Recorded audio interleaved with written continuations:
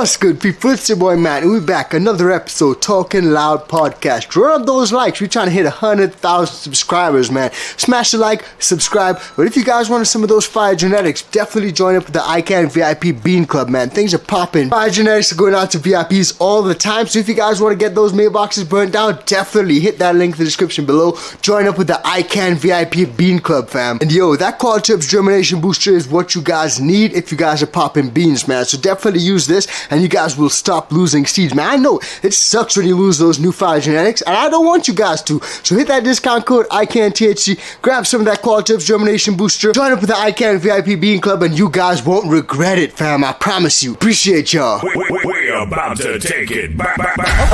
Okay.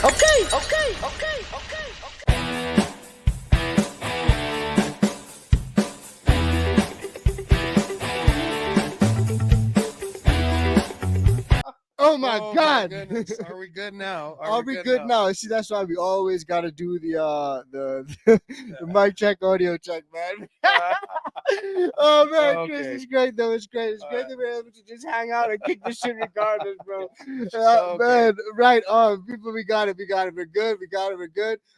Yeah. So let's just start. Let's try that again. Let's try that again, bro. Let's try that from the top. Take two. All right. Take two. So we're really busy people, so we don't have time to water. So all of these are sub-irrigation that we wanted to run versus each other. So we use the real buckets. We use the octopot. Yeah, before we even get into that, man, sorry to cut across you because there was no audio from the rip, right? So we gotta let everyone know what we're doing today. Today, guys, we're gonna help you guys out when it comes to IPM. Pest management. Management. There We were a little bit blazed, man. We were getting too hot before, and I was just about to blaze and literally about to spark up another. And then I realized, Hold that thought. Right. Hold that thought. I gotta chill. We gotta chill, bro. But today's gonna be a great show nonetheless, guys, because it's all about IPM, man. And like I was just talking to Chris about, man, we got a few different things that we were both working on, and Chris is growing some great plants, man. He brought over a few gifts for us to try out. We rolled a few of them up before the show, and that's why we ended up like this, man. All right. Chris, talk to him, man. Why are we doing like this? Oh man, but guys, just hanging with the homies, that's what happens, dude. All right, we'll try it again. You try it again, man, for sure. But guys, definitely, I want to shout out everyone in the chat right now. All you guys are so patient. Everyone tuned in right now. You guys, much love to everyone, guys. And I was, of course, shouting out everyone in the ICANN VIP Bean Club as well, because they have some new fire genetics which we got going on. A few things which I myself have been working on. And Chris is in the house, and he's been in the ICANN fam for a long motherfucking time, man. And he's got the hoodie on too. Yeah, is this a little bright? Nah, man, that's dope. That's the fire hoodie, man. I love it. We can't miss you in the crowd. Right, the ICANN guy in the orange. That's him. That's good. Man, big love to Chris, man. Big love to Chris in the house, man. If you guys want to support, definitely join up with the ICANN VIP Bean Club. The Bean Club is popping. But also, if you guys want to cop one of these dope ass hoodies that Chris has got on, one of the fire hoodies, then definitely check out dieseldogclothing.com, man. We got a lot of new designs going out. 2024 is going to be a banger, man. I was just talking to Chris off air. We're working on a few crosses literally behind the scenes. We're going to have a few testers coming out as well. The ICANN website is up and running. You guys definitely check it out. It got stuck and taken down for a while, so you guys probably wouldn't be able to be accessing it, but you guys definitely can access it now. We got articles going up. We got a mailing list that you guys need to sign up to. If you guys want more info on the testers, definitely check it out. ICANNTHC.com. That's where you guys can find everything, man. So definitely show some love and sign up to that mailing list. That mailing list is going to be golden for sure. I'm literally working on some crazy stuff behind the scenes for you guys, so look out for that, man. But yeah, Chris, today is all about IPM. We were talking about the VIP Bean Club Facebook group, bro. Right. Before we realized we were on mute, right? Yeah. If you're part of the Bean Club, just ask to join the Facebook page, and you guys are growing fire out there. Definitely looking forward to seeing what you guys got this year. Man, I've seen some fire plants on that Facebook group, bro. Like the people who grew in some of that fire. And what the reason why we decided to do today's episode is because with so many growers out there growing so much fire, we don't want you guys to end up in a position where you guys mess up your plants, mess up your harvest. All that hard work goes straight down the drain simply because you missed something, or you just overlooked something, or you didn't notice a little bit of a bug that you could have picked up on beforehand. So today we're going to try to break down everything when it comes to that, man. And but Chris, before we actually get into any of that, man, we were talking about, you know, some of the gifts you brought over. You brought over some awesome gifts, man. You came bearing gifts, J's, Right. jars of flour, bags of flour, everything, man. Yeah. So tell me a little bit about it, man. I'm seeing this one is Mo, Rainbow, Kush, Foop, and Recharge. You got everything labeled out. Grow Dots and Recharge, Red Devil Recharge. So talk to us, bro. Yeah, we ran all these. We wanted to test the sub-irrigation pots. So we ran Scotty Reels buckets. We did the Octopot, and we did the Living Soil Grow Box Junior. And some of the strains were the same, and but a lot of them turned out way different. So I just wanted to come share and show. But the one that stands out is Mo's grown by Foop. Yeah. I mean, it doesn't even look. I mean, it's Bro, the wrong so color. purple, bro. Like it's crazy Yeah. purple. I don't want to get us age gated because they did us Right. that last Yeah, time we they came did. out here. So You know, bro. But I this mean- is super purple. I'm gonna post a picture on my IG, so check it out and check out Chris's IG, Canarado Chris on Instagram. yeah, the other half, she is learning how to grow too. Hell yeah, And, Mo's that grows. proves- Most yeah. grows. Most is grow. Sorry, YouTube. Yeah. Oops. No, we're past the first 5 minutes. I think we're good. Oops or poops because we go with the Yeah, poops with too, the right? Yeah. Some people are questioning Foop, but I mean, for real, their mist spray. We had 2 seedlings that weren't looking very good, and we sprayed them. 16 hours later, they came back to life. Looks Wow. great. So check out the Instagram, and there's proof of that stuff. Wow, that is fucking awesome, bro. And speaking of that, you know, like I've always noticed that there are little ways that you guys can level up your grow, and there are small things that people could do, and people be like, "Oh, I don't need foliar sprays. I don't need this spray. I don't need that." But it's all about improving the efficiency of your grow room, avoiding pests, avoiding things that can come up, any issues that can come up. It doesn't Right. always have to even And- be pests, right? Yeah, and don't be scared to intermingle companies and stuff like that. You don't have to run all of one person's stuff. I do suggest running their A and B together, but not one person's A versus someone. But you know what I'm saying. Yeah. There are a couple companies out there that know exactly what they're doing, and Yeah. with the pest management, Big and facts. you can't be lazy. That's one of the things you have to decide what type of grower you're going to be, and if you want to have final product that is amazing, you have to put in the effort. Yeah, that's big facts, man. Chris is spitting facts, and that sounds like a grower who's literally had some issues and overcame them and doesn't want to end up in that situation again. Does anybody know what a thrip is? Oh, Ooh, not a good one. That doesn't help your garden at all. let's stay away from them thrips, bro. I got a case of the thrips. Okay. Oh man, guys, everyone in the chat right now, everyone tuned in, drop in the comments and let me know where you guys are tuned in from, man. We got people growing all over in all sorts of climates, and everyone in different climates are probably facing different types of issues. Bugs like different types of issues.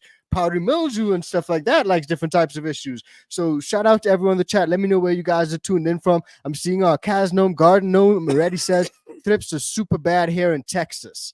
Yeah, Damn. I could believe it. Damn, bro. Probably that humidity, right, man? Yes, sir. Hillbilly Herb is also dropping some of that info as well, man. Let's go, Connecticut. Despicable Dabs in the house. Shout out to everyone, man. Mrs. K's Garden, much love, man. Everyone in the chat. But yeah, man, the first thing that I think is super important when it comes to, you know, maintaining your garden and, you know, making sure you get to harvest, have that nice fire flower at the end, is to not have any pests in the first place, right? So you got to understand what IPM even is. Like, some people don't understand the concept of IPM, and all it really stands for is integrated pest management. You got to have like a routine, and you got to do it frequently, right? So what do you think about IPM? It needs to be done. There's ways to do it where you're not always in there doing it, Yeah. but you want to avoid the problem before it happens, because it's usually too late. Yeah. There are a couple companies out there that it's specialized in.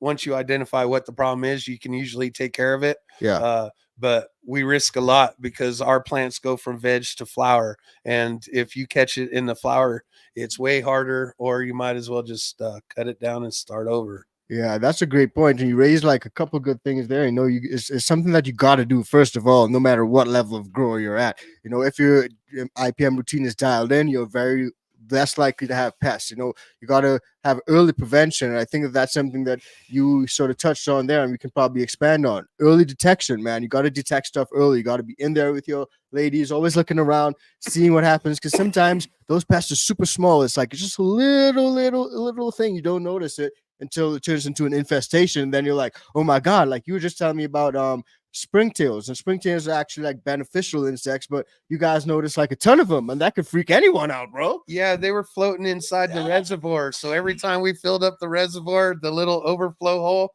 it would spray out and it looked like milk. And one day I caught it and said, what is that? And I looked a lot closer, and yeah, we had a lot of them.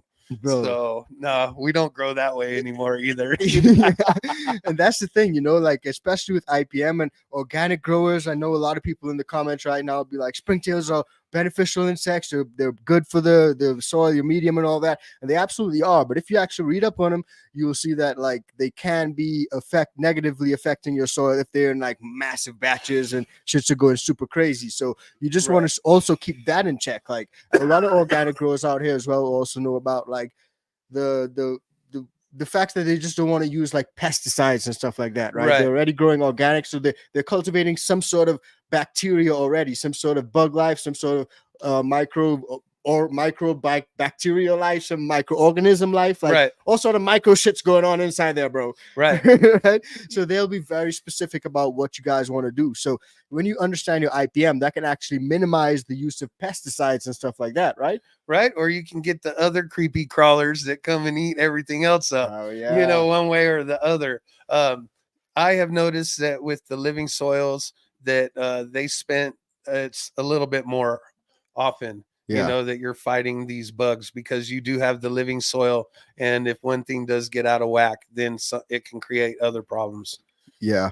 Big facts though, like that's 100% true. And like you literally said it just now, man. You're like, you know the script we're running on today, IPM, man, because you got it down pat. Biological controls. That's actually what I wanted to move on to next. Yeah, there we go. All right. Because like a lot of people out here in the chat already, you're dropping the comments, ladybugs, and a lot of people will use those ladybugs. I myself have used ladybugs, and that's a great way to, you know, have beneficial bugs in there that are like they're predator bugs almost that'll feed on some of these other bugs that are negatively affecting your plants. Have you ever used like ladybugs or anything like that? Praying. I got homies taking pictures of praying mantises and little iguanas and frogs in their tent, bro. I absolutely not, dude. That's like the farthest away from clean room that you can get. You know, I know nematodes and all this other stuff, but if you don't have to introduce something, don't. And then the ladybug thing, they're great until they eat everything that they need to eat, and then they die off, and then you're vacuuming ladybugs. Yeah, because it takes a lot. You're not releasing 3 and it's taking care of your problem. Yeah, you're talking about hundreds. Yeah, that's big facts, and that's something that I think a lot of people overlook. Because just like back to when I first bought ladybugs, man, I bought them on Amazon. You know, you can buy them anywhere pretty much, and they shipped them to me. They literally came in like a little box, and like they're all alive, bro. Like every single one of them was alive. And then you let them loose. No, but before you even let them loose, you got to put them in the fridge, right? Yes. So they were like, you got to put them in the fridge, and that way they will stay alive. They'll just go into like a dormant mode and like go to sleep, and then you take them out of the fridge, let them warm up for a little bit, and then put them into your grow room, right? Right. And my homie Catbar Jones, you know Catbar Jones, yes, always out there showing love. He actually put me onto a video which said like, you know, you gotta give a home for your ladybug. So a lot of people overlook even these simple little things. You can't just let them loose in the tent because, like you said, they will just eat everything and then fucking die. And probably most likely they'll die anyway, bro. Right. But like, you gotta give them like some not foil. What's it called? A piece of sponge, moistened sponge. They actually feed on that shit. Right. And drink water off of it and shit like that. And they also like eat raisins, bro. So like, you gotta raisins, you gotta keep all the. But the more that you add into your grow, the more you're asking for problems. I mean, where's that flow chart of what I'm doing today to keep? I'm about to feed my ladybug some raisins. That's what I'm about to do, bro. Working it, dude. I mean, we do not live in this sealed environment. So, I mean, things are going to get out or get in, and you just have to work around it and try not to let things in. The thrips, stay away from your roses walking in and out of the house into your grow. Small things. I don't go as much as changing clothes and stuff, but I do wear different shoes, things like that. You just need to be careful. Yeah, that is so true, man. Like a lot of people during summertime, especially, we were just talking about Right. that. Walk out into the garden, probably smoke a J. It's nice and warm. We come back in, and then you bring in those bugs with you. You go straight into your grow room. Sometimes just strip off your shit. Right. Take a In the shower. backyard creating content, and then you're destroying everything. And that actually happened to me, bro, because I think, like, no cap, that's probably how I brought some pests in my grow in the past, you know? Right. Especially living out in the Caribbean, they're everywhere. And then next thing I know, I brought some in. And it could also happen if you bring plants from outside, inside. Some people like to take their plants out when it's sunny and put them out in the sun to veg. Right. And bring them back into the tent. That and all is risky. My rule is if it left the tent, it never comes back in. I agree. Period. End of story. I don't care. We'll leave it in the windowsill or we'll leave it outside and I hope agree it with dies, but it never You comes actually back showed in me the a tent. plant you guys got in the windowsill right now, right? Yeah. So what's up with that, bro? This one started to show a little deficiency and an odd color, Yeah. and Mo said, I don't want to deal with it. So we put it in the windowsill, and it's got about 5 nodes. It's in a solo cup, 5 grams of grow dots, and it's pistoling, and it's 5 grams of grow dots, bro. I love it. That's like 3 pellets. Just a little bit. Just a little bit. Right. I mean, that's the formula before you transplant, but we're gonna throw some more in, but it's just an experiment to have a little bit of fun. For sure. And I mean, it goes to prove that you can grow under almost any condition. Literally, man. And that is so true, man. And like a lot of people, I think, just sort of overlook that. So it's all about that IPM, guys. You got to dial in that IPM. And even if you're using ladybugs, just sort of be careful with that. Because like Chris said, you could end up with like a bunch of dead ladybugs. That's literally what happened with me. So after my I let them loose in the tent. They ate some shit. They did not eat some shit. I guess they were full. And then after that, they flew into the light. They flew into the fan. They were fucking everywhere. There were dead ladybugs and fans and lights and everything. Right. So you just got to be mindful of that. You got to vacuum that shit out, sweep it out. Sometimes it gets into that little corner of the tent where like the poles connect and shit. You just can't even get it out, bro. You walk out of your tent and you hear the crunch forever. Literally, I bro. clean that up, but it's like every time. So, just be mindful of these things. We're not saying it doesn't work, but you got to be mindful of it. And that's things you only get with experience, man. So, yeah, for sure. But like we're talking about cultural practices as well, wash off when you go out and come back in, but also things like proper spacing for your plants. Like, don't have them all super stuck in together. Have some good ventilation, just maintain a clean environment. Like we said, that can literally reduce a lot of risk, right? Right. And you don't want standing water either. If the water's not covered, it creates problems. Algae can start, other bacterias and things like that, which you don't want floating around your tent because you always have the air moving in your tent. So it doesn't really take anything to move all that stuff all around your tent. Yeah, 100%. And just like Midwest Kevin also says, make sure to let your plant surface dry before watering and keep that airflow. Airflow is so important, man. So important. And Nanya is asking about what about predatory mites? Well, there are a lot of different types of predatory mites out there. So, do some research. So I actually had a Talkin Loud podcast with an IPM specialist. Just check that out. And Zenithal. Let's not Check use Amazon to get our little nematodes and mites and stuff nematodes like that. And stuff like that. Let's go to people that actually send them, know what you're doing, so you can get a bag that's not dead. Yeah, literally. You are going that route. Hell yeah, man. And shout out to everyone in the chat. Big love to Norma G. Big love to Norma G. Helping out as always, man. Much love, man. And guys, hit that like, show some love because we always want to help you guys out as much as possible. Even Chris is telling you guys to hit it. So you guys got to hit it, man. Come on. Let's see if we can get up to 300, 400 likes, man. Let's see how many we can get. Now, so aside from those things, Chris, I think like there are also some things that you mentioned before, just education, like educate yourself about stuff because, you wouldn't know about like bugs dying in your grow tent and having to clean that up unless you educate yourself about it, right? Right. Or even what they look like and how to check it out and see if it, what's going on. Because like we said at the beginning of the show, we were talking about springtails and those could be beneficial in like the right amounts and stuff like that. So you don't want to go just killing off a bunch of beneficial stuff either. Right. Yeah. You just want to be careful, and it all has to do with the way that you grow. There's certain styles that are very unlikely to bring bugs and attract stuff, and then there's living soil and stuff like that where everything's alive, so the chances of you having an infestation if you don't keep everything in check is already going for you. Yeah, absolutely, man. And like, no matter, what you're doing, if you think you're indoors and you don't get pests, like you definitely can. But outdoors, you can also run into a lot more issues a lot easily, bro. Like, Yeah, you grew outdoors out here in Colorado? absolutely not.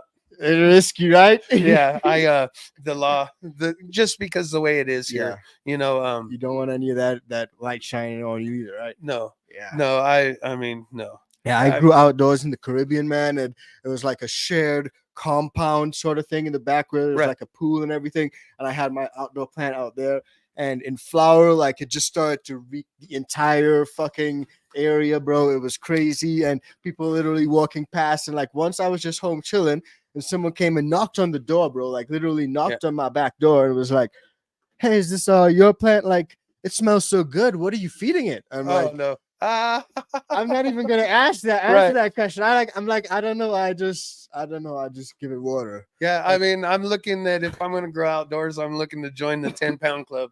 So Yeah. that thing would be huge. Literally, So man, and it people was a would be big knocking. tall plant. Yeah, that's what you're after. you know? Yeah, but I did face a lot of pests with it, man. And I think Yeah. I got thrips, I got aphids, I got leaf miners, I got everything, man. And it's And so hard to powdery do. mildew all the time too. Yeah.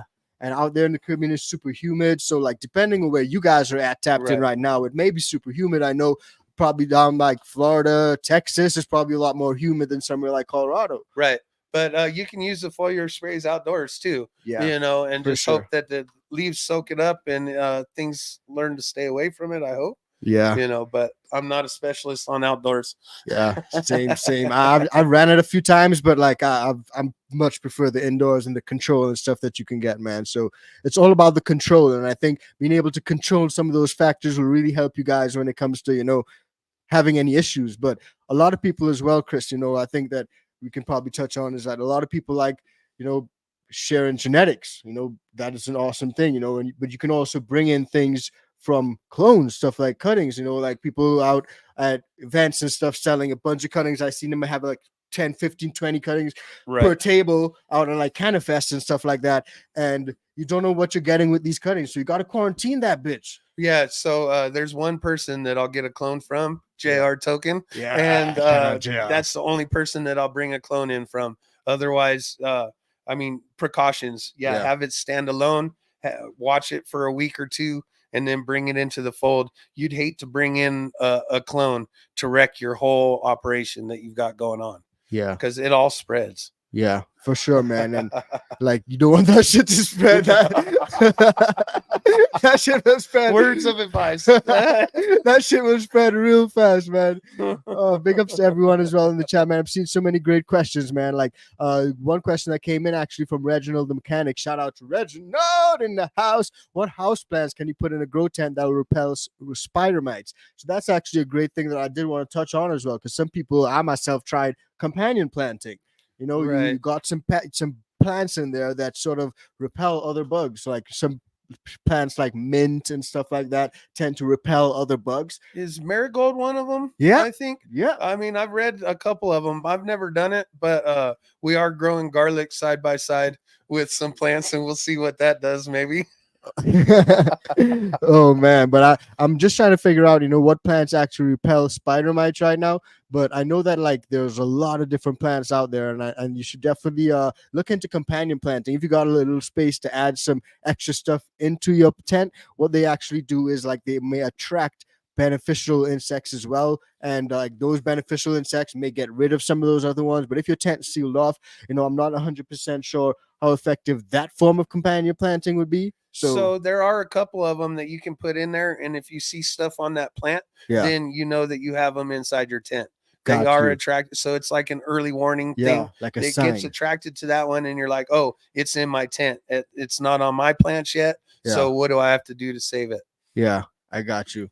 And we got also, just for that question that came in, shout out to Momo's also always out here showing love and helping out. Definitely check her out on Instagram. It's quick on the draw. Cilantro and dill, guys. So you can definitely try those two things, because if you got spider mites, those two things, like I love cilantro and I love dill. I use it in my food all the time. But if you got those two things, then that could probably give you a little bit of a leg up when it comes to dealing with some of those spider mites, because like you said, you notice it a lot quicker, and some of them, they just don't like how these plants smell, the things that they feel when they eat them and shit. So got you. Garlic So- will also repel spider mites, so you can try Yeah. those things. So if you're all natural and there's foliar sprays to go knock everything down, that you preempt it the whole time. Yeah. Run the whole time through veg. You're going to do this and then do this the following time and do this the following time. And then you're going to change it up right at the beginning of flower. And then you hope that you have it.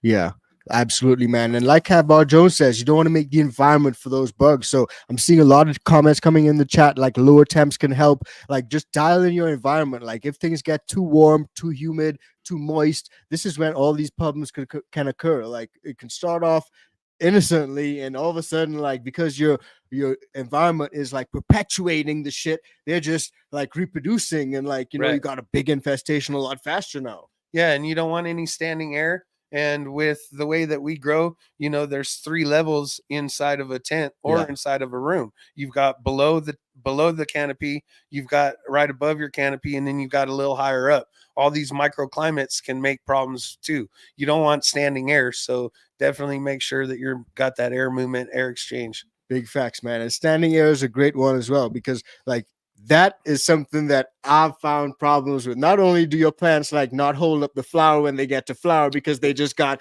floppy ass stalks, bro. Like, they're a little wonky, bro. But also like fungus gnats and shit like that love stagnant air, bro. Like they Yep. absolutely love the shit. Like they'll just be like flying around like it ain't nobody's business. But at least if you got some air circulation, they're like, okay, I can't find this. I gotta get down low. I gotta get away from the air circulation. Where the sticky traps are, and then you get them anyway. Yeah, and then you get their ass. You get them properly, bro. So right. So if you just can't deal with it, just make sure that you're using like can of Coco. yeah, It's already pre-amended, everything like that. You're ready. I mean, it doesn't have nutrients in it, but it's all set up. There's no really living matter in it, so your fungus gnats aren't an issue. I got you. Yeah. Yeah, it makes a lot of sense as well. So depending on what medium you're running, because we were just talking off air as well. Like you're running 100% Coco now, right? And with that, you're having a lot less issues with pests. Yeah, I don't have fungus gnats. I don't have little flies floating around.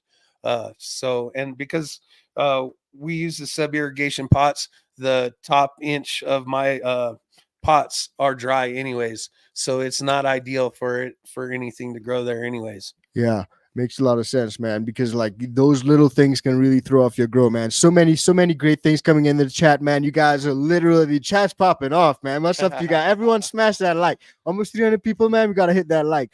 Now we also see a couple things coming in. People saying they don't bring in any clones, companion plants for outdoor plants. That's exactly what I was saying. Yep. People don't want to sacrifice any space in their indoor tent to have a companion plant in there. I feel that. Yeah, I mean that real estate's very, very expensive. Valuable, A bro. companion plant's not getting it. Not getting it, bro. Like even like having like, what is it called, a res in my grow thing. Sometimes I'm like, man, this is like I could have a whole plant in here, but a res does have a lot of great pros to it. But yeah, so I moved mine outside of my tent to gain that space. smart, man. You got to do that. I got 2 outside right now as well.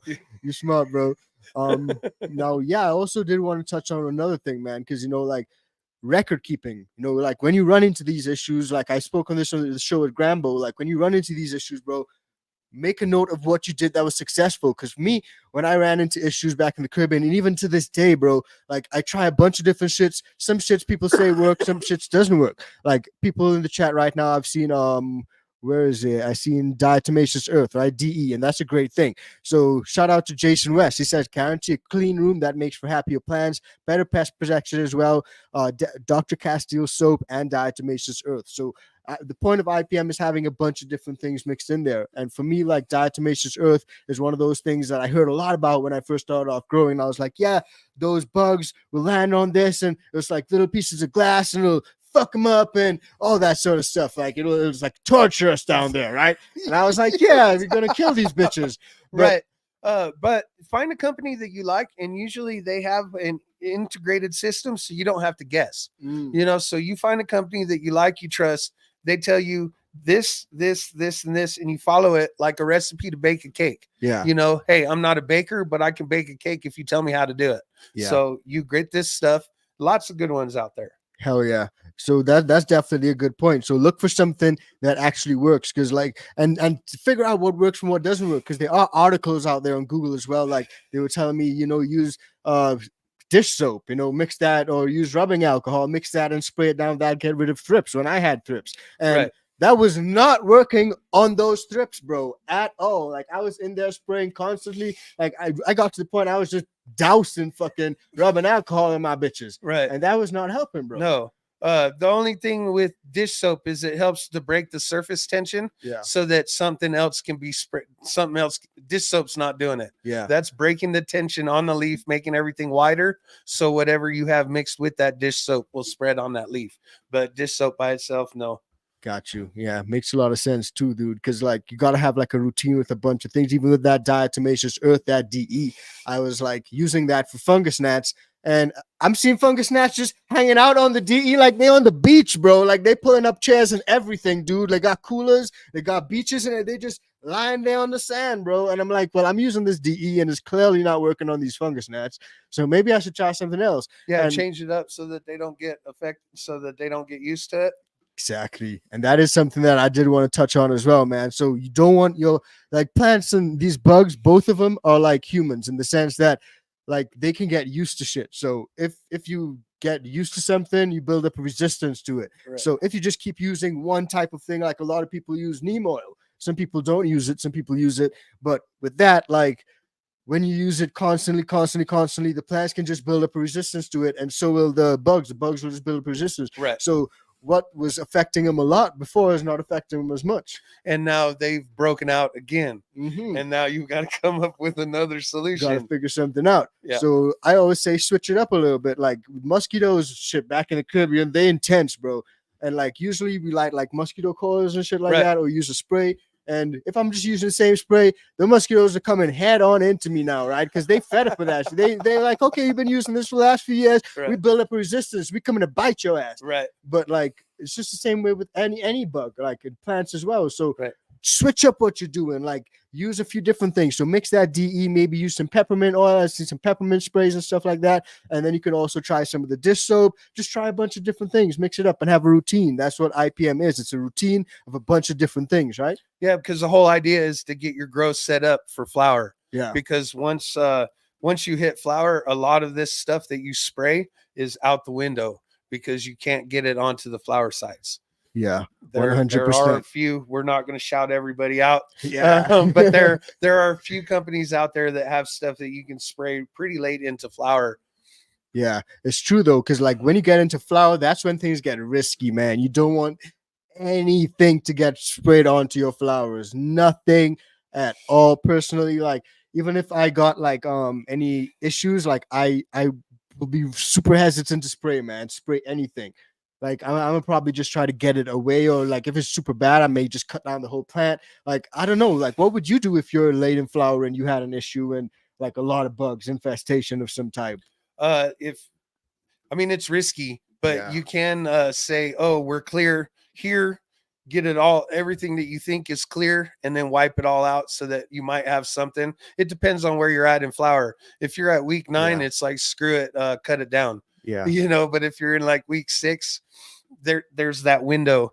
But certain thing like mold, spider mites, you don't want a bunch of dead stuff in the flowers that you're smoking.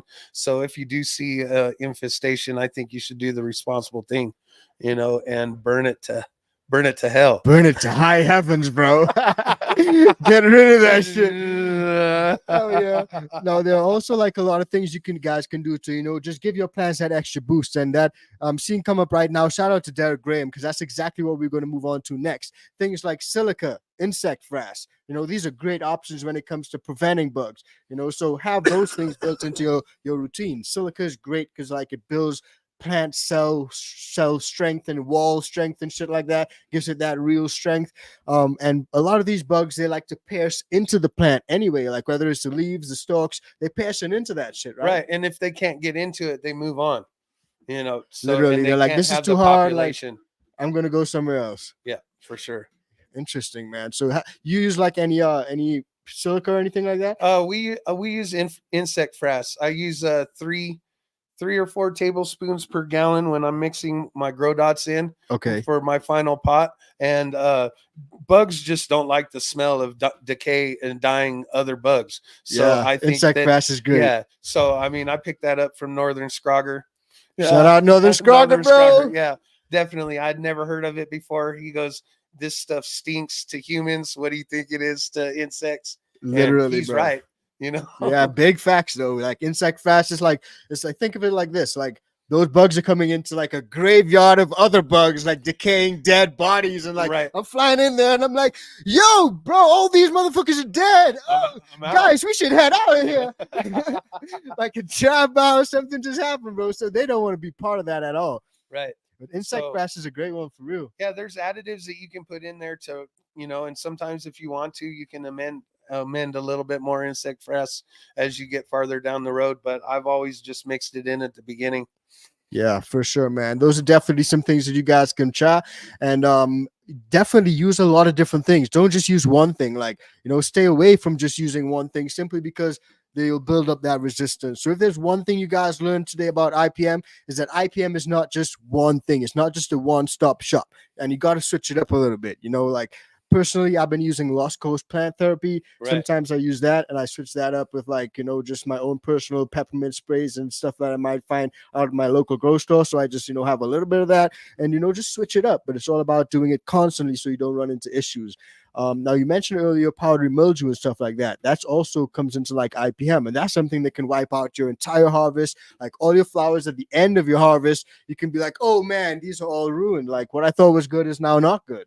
Yeah, so maybe we can throw environment in, because if you don't have that dialed in, that powdery mildew, and bring in the spores in, figure out where they're coming from. Yeah, makes a lot of sense, dude. Like, and that's something you definitely need to look out for, bro. Like, yeah, fucking hell, bro. Like, I think I seen someone ask me recently, like, if I got some flour with powdery mildew on it, like, should I just consume it anyway? Because they ain't finna waste no flour. Absolutely not. Yeah. No. Stay away, bro. Stay away. No, I mean, warning. Really? No. But that could really fuck you up, man. Yeah. Like, honestly. So we always looking out for you guys and you guys' health as well. So don't run into some situation where you think like, I don't want to waste my hard work and talk on that stuff. There's literally contaminants and bacteria and shit like that. You're breathing in spores of powdery mildew into your lungs, and it's going to grow inside of your lungs. Yeah. You don't want that to happen. Now, I've seen an interesting one come up from High Times TX. Shout out to High Times TX. ICANN VIP Bean Club, homie. Much love, fam. That's what's up. But he's asking, does anyone use the aspirin for plants? Interesting. Have you ever tried using aspirin for plants? I've never heard of that. Yeah, I think I've actually heard of that. Like in the wider gardening community, some people actually do use it, and they say like because it's got like salicylic acid in it, Okay. right? That actually helps them to cope with stress and disease. So pretty interesting. Like I guess depending on how you use it, like I think some people like literally just add aspirin to the water that they're using. Okay. And that helps them grow a little bit better and resist those pests. I haven't tried that myself, but I do remember seeing that, and I just did a quick Google search, and I seen an article from California State Science Fair. It looks like it's an EDU, so that's probably a university thing too. So yeah, I mean anything that'll help build the cell walls that your bugs and stuff don't want to chew on, you're good to go. But powdery mildew, that's an environmental issue. Yeah, and so if you need to get your more air movement or defoliation, I mean that's a big one. As you're going towards the end of flower, you shouldn't have too much leaf matter anyways. Yeah, it's true. See, that's definitely something to keep in mind. And good one, High Times TX, and thanks for being part of the ICANN VIP Bean Club, fam. We always appreciate that. Hell yeah. And also the United Forge, she says nitrogen. No, my bad. Frass, insect frass. It has nitrogen in it. So you got to be careful with that. If you are amending and you're using like a lot of blood meal, if you're an organic grower, just be wary that has that in it. And I think diatomaceous earth, that's also got some level of silica in it. So if you're using that as well, that should, help your plants as well in that way. Yeah. And I mean, a little bit of nitrogen at the beginning of flower is not too bad. It's as you get later and later. Yeah. It's true. when I'm mixing nutrients, sometimes I'll run an extra week of veg nutrients during the flip and then go into the second week of the flower nutrient, just to give it a little bit more nitrogen, because some of them just can't make it through. They need just a little bit extra. Good one, man. Definitely. And Black Forest Gardens also says aloe powder is the organic version of the aspirin spray. So good on out there. I didn't even think of it that way, but a lot of people do use aloes, in their IPM routines, but I never thought of the organic powder being, like something you can use as IPM, bro. Right. There you go. Interesting. There you go, bro. That's wild. Shout out to you guys, man. Everyone in the chat. That's why you guys are always here to share this information and knowledge. You all learn together, man. That's what's up. Always learning. Always, man. You only stop learning when you're sleeping and dead. And as Norma J says, we never sleeping. So keep on rolling them J's. Now, Sean Hess, man. Also, ICANN VIP Bean Club homie. Big love to Sean Hess. Says, what do you call the tiny white flies and how do you get rid of them? Well, there's certain tiny white flies, maybe springtails that we were talking about earlier. The white flies, I think, are more actual white flies. Or the actual white flies. Yeah, well, you actually call them white flies. Yeah, they are pest. Or the root aphids too, depending. But they're not really white, right? The root aphids. No, they're not. They're actually, I think, a different color. I don't know. I'm gonna have to check up on. They look like the fruit flies and stuff that you get when your fruit's out. Yeah, just like fungus gnats, pretty much. Yep. And I hate those bitches, bro. Yes, I hate them. Like I'm dealing with a fungus gnat problem right now, and for a lot of people, they do deal with that, and when they come in, it's very hard to get rid of them. And for one pro tip that I can give you guys from me having to deal with that is that I like to use like perlite over top, something like that. You can switch up the perlite with other things as well, like whatever. But the point is just to not give those fungus gnats access to your medium. Because when they go down into that moist medium, that's when they burrow down and lay eggs. And, that's what they're looking for. So rather than letting your plants dry out, and I know people are saying in the comments, just let your plants dry out. You can absolutely do that. But for organic growers, they want a constant moisture, right? So like for the most part, you can just cover that top layer. Right. And you can do it any way you want to. You can do it with perlite. You can do it with pumice. Or even a piece of cardboard over the top of your grow. Yeah, it's got that little opening for you to slide around the stalk. Yeah. Mr. Grow It, I think, did a video recently, and I seen him having some cardboard, or maybe it was one of his older videos, but he had some cardboard literally layered over the base of his plant too, and that helped a lot with that IPM, I guess. Right, and then Jared over at Build a Soil, all of his grow buddies have that top plastic. Yeah. And it's almost like a shower cap for the top of your pot. Dope, and you just cut the one hole when your plant's small. Yeah. And it keeps a lot of that out of the way too. You know what I sort of noticed as well, dude? Like there are fungus gnats, like they're so persistent, bro, that like even if you layer over the top of perlite, they will go down to the bottom of the drain holes and they will seek out that moisturous little square piece of fucking moisturous soil, and they will lay eggs in that bitch. Yeah, like literally. So I reached to a point, like in my previous run in my old spot, I had to like also layer the bottom with perlite where the water drains out of, just because of that, bro. So that they can't get in. Can't get in, bro. Gotta block all the access. That's crazy. I would have never thought about through the bottom. A lot of people overlook that shit. Right. Literally, bro. And like me, I was like, but everything over top is perlited down, like and then I just saw one motherfucker coming out straight, and I was like, let me see where he's going back. He's taking me back to the hood. So he literally went back, and I was like, okay, he's going down to the bottom of the fucking base of the pot. Oh, no. Yeah, so that's how I figured that out, bro. But like, yeah, and to remedy it, because some drain holes are really big, you can pop more holes at the base of your pot instead, and rather than have those massive side holes and shit like that. Right, you can cover them with duct tape or something like that, and then change where the holes are. Yeah. For sure, man. We're just blazing up so much. Me and Chris just had to take a water break at the same damn time. Yeah. So with the sub-irrigation pots, we don't worry about the watering and the dry back or anything like that. The plant calls for as much water as it wants, and the tops stay dry. Yeah. So if you find something that works for you and you don't have to deal with pests, more power to you. But it's very good to protect yourself. Yeah. One thing I wanted to bring up is genetics. For sure. Because all these guys doing great work out there, and a lot of them are breeding for these stresses. Yeah. So there are resistant to powdery mildew, there's a lot of strains. Yeah. So when during your selection, if powdery mildew is an issue and you still want to grow this genetic, there are stand-up ones versus other ones that can't do it. Yeah, makes a lot of sense. And that's actually something I was going to get on to next. So like I said, you're on point with this, baby. You're on point, baby.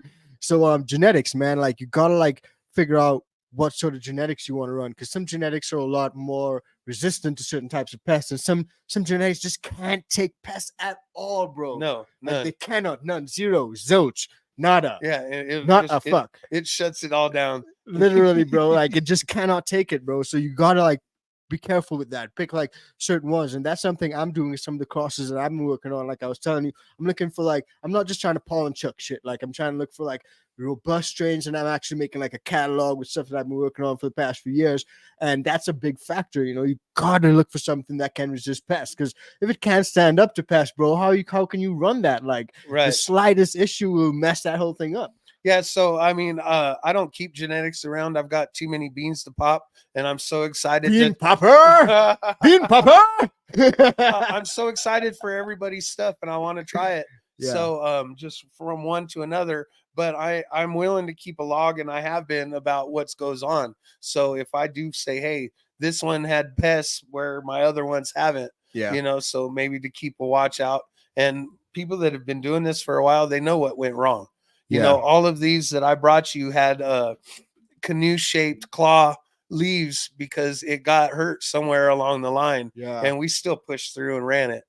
Yeah, some of them, they smell amazing though, but like I did see like what you were showing me earlier, like they had like a slightly like elongated structure, almost like a foxtail type of structure. But as genetics move along, that's not such an undesirable trait People anymore. Actually breed for those things, right? Bro. Because you're like, if you look at it, you're like, wow, that's different than what I normally see. Exactly. Especially like everyone sees the golf ball stuff coming out of dispensaries and everything else. This stuff has pretty crazy hairs and different shapes and stuff like that, and it's exciting. Yeah. Am I going to throw that back in and try to grow again? No, I'm not. Yeah. But I'll just keep on moving in. I got you. It makes a lot of sense, man. And I think that that's something that a lot of people actually look for. And some people nowadays may be like, oh, well, foxtailing, bad. But a lot of breeders actually look for that unique thing that sets them apart, because as you say, everyone can get those golf ball size nugs, but what really sets you apart, makes you a little bit different. So, so that's something that I think is really interesting. Right. I noticed that in that structure, when it started to foxtail, that there's all these crevices for all of those trichomes to get intermingled and stack up. So, it almost looks solid with trichomes in between some of these foxtail areas, which is very unique, very interesting. Truth. Yeah, truth. And man, so many great things are dropping on today's episode when it comes to this shit, bro. Like, it's crazy, man. Right, it's fun, man. We just hang out and talk. Yeah, man. And like so many, and people in the chat as well, everyone who's tapped in right now, I'm seeing so many great things. A lot of you guys as well, have helped us with like stuff for the show, like talking about the aspirin. Like, I actually didn't even think about talking about that one. No. I see Mama Kush says she uses that for cloning. She mixes it in some water. Okay. Crazy. Like the amount of different things that people do out here, and there's a lot of different ways to do things, and there's no right or wrong way to do it. So if you can incorporate something into your grow, then hell yeah, man, go for it. Did you bring up what's going on with the Qual drop? Oh man, the Qual tips, I forgot about that, bro. Yeah, but we actually do have the ICANN Pheno Hunter Qual tips packs out, guys. I just seen someone asking about they where they can get some beans, where they can score some beans. Definitely check out the ICANN Pheno Hunter packs, man. Those are for like literally only for hunters looking for true gems, because like those shits are like fire, man. You're gonna find some serious stuff in there, man. So if you're looking for something unique, something different, something that just differently stands out from the rest, and you're like really looking to hunt and find a bunch of different stuff, then that's for you, bro. Like straight up. I'm gonna run them and see what I get, but none of them are keepers. Yeah, bro. Because you always changing stuff out too, bro. But definitely, like, let me know what you get, because like there are a lot of different like desirable traits that like I personally have been trying to work with him with. And I think that like, frosty was a big one. So like I was looking for a lot of frost. So like with most of them, you'll see a lot of frost. Super chirpy. So I'm looking for things that just have like mad terps, bro. I'm not talking Right. like you can grow some stuff that looks great, but just doesn't have that smell. But I also wanted that smell. So with the Pheno Hunter packs, those are two things in particular that like I was trying to like get them to help me move with, you know. I'm excited to try to find that cereal flavor. Yeah, That's bro. what- The cereal one, yeah, bro. That's like the Captain Crunch, man. Yeah, that's what I'm looking for. Yeah. Captain. Oh yeah, man. So guys, definitely check. And if you guys also want to join up with the ICANN VIP Bean Club, man, because next month's drop is gonna be crazy. So get in before that shit gets off. And yeah, that's what's up. Have your hoses ready because you're gonna have to put out your mailbox. Mailbox is gonna be burning down, bro. So don't miss out, man. Definitely. But also, Midwest Kevin says, how do we get him? You can hit that link in the description, join up with the ICANN VIP Bean Club, or check out the website icanthc.com. I can't put a link to that simply because YouTube always strikes that link for some reason. So I can't actually link you guys to it, but just go to www.icanthc.com. You guys should be able to sort that out. There's nothing for sale on there, guys. Nothing. Hey, there's pictures of genetics if you go into the genetics box. Yeah. But pictures, and it's for souvenir purposes only. Souvenir purposes only, and the whole page is just educational purposes only. So don't snooze on that, man. So yeah, man, Chris, I think we've touched on so many great things today, man. We've had a banging show, bro. Like, guys, there's so many things I think you guys can definitely pick up and learn on from today's show when it comes to IPM. Because remember, IPM is not one thing, right? No, It's a bunch of plenty. shits. Yeah, It's a bunch of shits. it is. So I mean, if all you have to do is keep it clean, defoliate, and watch your environment, and that works for you, then that's your IPM. But you can definitely get to very detailed things. Yeah, for sure, man. And then when you get to that detail, you realize, like, you know, it helps you uncover layers. Like, oh shit, bugs can build up resistance to shit. So I got to switch up what I'm doing. Just try different things, you know, and that way you can explore, figure out what works, what doesn't work. Like how I tried the DE. The DE didn't work for certain things, but it works for other things. Just experiment with it. Go wild, go crazy, figure out what works, but just stay away from some of those systemic or whatever it's called, bro. Like, it's a mouthful. But those things actually that go down into your plant and stay in your plant for good. So remember, you're going to be consuming this plant. So just keep that in mind.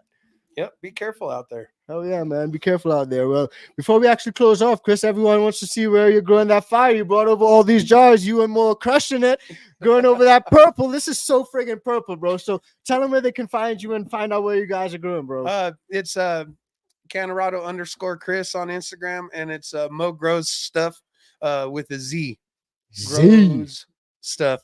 Oh yeah, Mo Grows Stuff. We just have fun, and she breaks a lot of the the bro science, because we're like, don't chop leaves on an auto, and she'll take them all off, and it's she doesn't care. So it's fun for back and forth, and this is our second run, and before we go, the DGC Cup. DGC Cup. June 1st in LaPorte, Colorado. Be out there. Mo and I will be out there. She's entering this year. So the Friday night is the VIP party. Come say hi at the table if you're there. Yeah, that's what's up, guys. Definitely check that out. We're going to be heading out to the DGC Cup too. And we got something in the works as well for ICANN. So you guys look out for that. But definitely we're going to be hanging out with the DGC Cup. Me and my man Chris for sure. Going to be blazing up, smoking up. You guys come and join us. We're going to sample tons of different stuff. And if you guys are out there, we can hang out, man. It's going to be awesome. So, yeah, man, definitely check out Chris on Instagram, Canarado Chris, and also check out Mo's Grows, because Mo's Grows is fire. That purple, baby. We out here. So, yeah, man, thank you guys so much for tapping in, man. We had a great show. Chris, thanks for coming out and hanging out in the studio, man. I appreciate you, bro. Thanks, and thanks to the whole ICANN fam. Hell yeah. Thanks to the ICANN fam. Everyone tapped in.